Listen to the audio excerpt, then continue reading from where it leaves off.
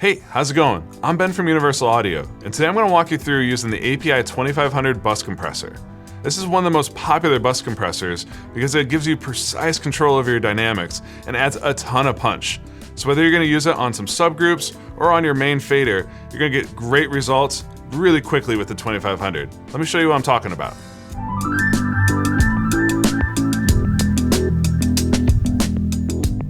For my first example, we're going to visit the 2500 in its natural environment on my master fader. I've got this set up with the Mix Bus 1 preset, and let's just take a listen to what it sounds like, and then I'll show you how to tweak this to get the best results.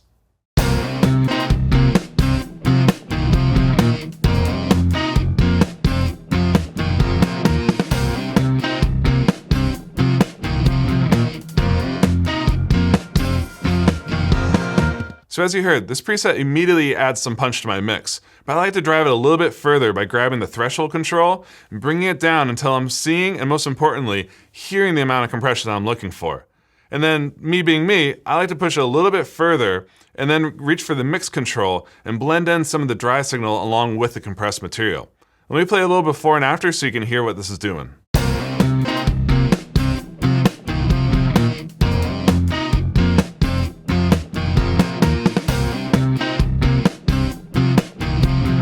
So you can hear, the 2500 is doing what it does best, adding life, energy, and movement to this mix.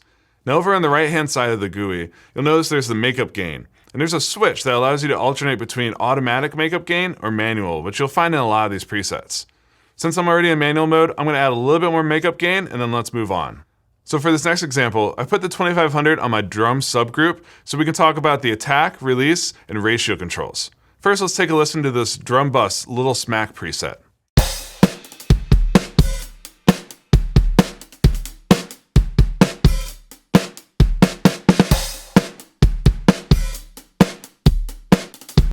So I know this preset is labeled Little Smack, but let's be honest, that's a lot of smack, but I think I like it.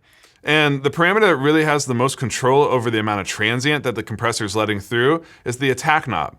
So this time I'm going to play it back and adjust the attack so you can hear what impact that has.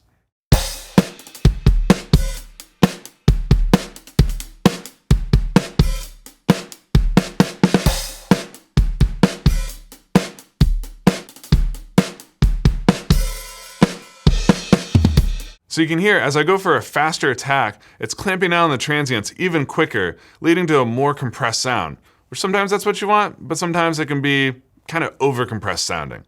Now the other control that's opposite the attack is the release. Let's hear what difference that makes.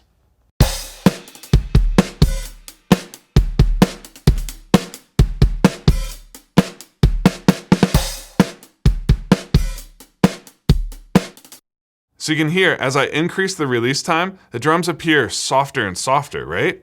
Well, that's because the compressor is taking longer and longer to recover, so it's just in that compression state more and more. One thing that's really interesting about the release knob on the API 2500 is when you go to the final position on there, it switches over to the fully variable release. And now I have complete control from 50 milliseconds all the way up to 3 seconds. So let's hear what that sounds like.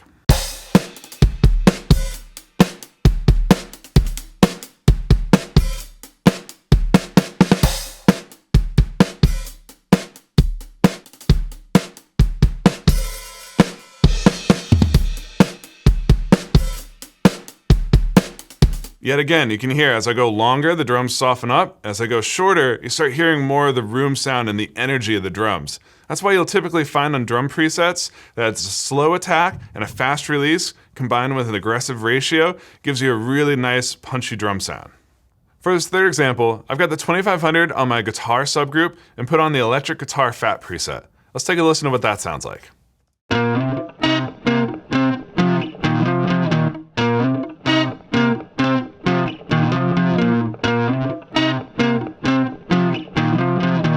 So yet again, the 2500 instantly adds punch and clarity to these guitars.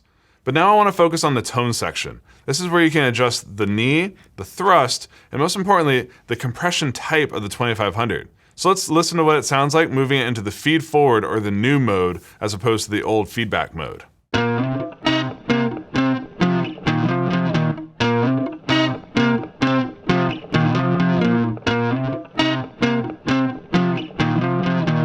So in this case, you can not only hear the difference, but you can see it on the meters too. When I go into the new mode, it's a little bit more modern, a little bit more aggressive style compression. When I go back to the old mode, it's a little bit softer, a little bit more vintage sound. And it's so cool that you have this sort of variability all inside of one compressor. The thrust button allows you to select how the compressor listens to the material, with the loud setting de-emphasizing the low end and emphasizing the top end. And for the knee, it allows you to kind of soften the transition into compression. So again, just like the new and old, it kind of allows you to really specify how aggressive or relaxed you want the compressor to feel.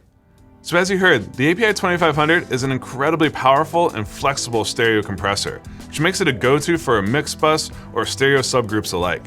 I love being able to put this thing on something like drums, pull up a preset, tweak a knob or two, and get instant punch and character and life. Now, if you want more tips like this, make sure you subscribe to the Universal Audio YouTube channel, and I'll see you guys in the next one.